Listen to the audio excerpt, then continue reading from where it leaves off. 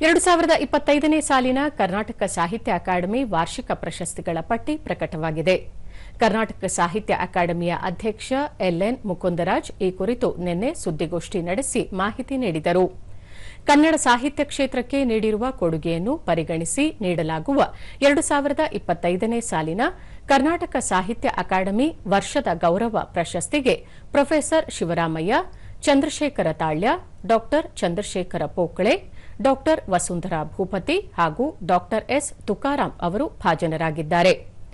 50 ರಿಂದ 60 ವರ್ಷ ವಯೋಮಾನದ ಸಾಹಿತಿಗಳಿಗೆ ಕೊಡಲಾಗುವ ಸಾಹಿತ್ಯ ಶ್ರೀ ಪ್ರಶಸ್ತಿಗೆ ಕಂಕನಾಡಿ ನಾರಾಯಣ, ಡಾ ನಿಷ್ಠಿ ರುದ್ರಪ್ಪ, ಡಾ ವೀರೇಶ್ ಬಡಿಗೇರ, ಡಾ ಸಿಜಿ ಲಕ್ಷ್ಮೀಪತಿ, ರೂಪಾ ಹಾಸನ, ಜಯರಾಮ್ ರಾಯ್ಪುರ, ಕುಮುದಾ ಸುಶೀಲ್, ಡಾ ಒ ನಾಗರಾಜು ಸೇರಿದಂತೆ 10 ಮಂದಿ ಭಾಜನರಾಗಿದ್ದಾರೆ.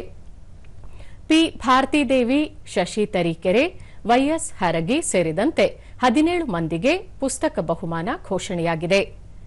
ವಾರ್ಷಿಕ ಪ್ರಶಸ್ತಿ 50,000 ನಗದು, ಸಾಹಿತ್ಯ ಶ್ರೀ ಪ್ರಶಸ್ತಿ ಹಾಗೂ ಪುಸ್ತಕ ಬಹುಮಾನ ತಲಾ 25,000 ನಗದು, ಫಲಕ ಹಾಗೂ ಪ್ರಮಾಣ ಪತ್ರಗಳನ್ನು ಒಳಗೊಂಡಿದೆ. ಪ್ರಶಸ್ತಿ ಪ್ರದಾನ ಕಾರ್ಯಕ್ರಮವನ್ನು ಮೈಸೂರಿನಲ್ಲಿ ಆಯೋಜಿಸಲು ಚಿಂತಿಸಲಾಗಿದೆ ಎಂದು ಎಲ್ಎನ್ ಮುಕುಂದರಾಜ್ ಮಾಹಿತಿ ನೀಡಿದರು.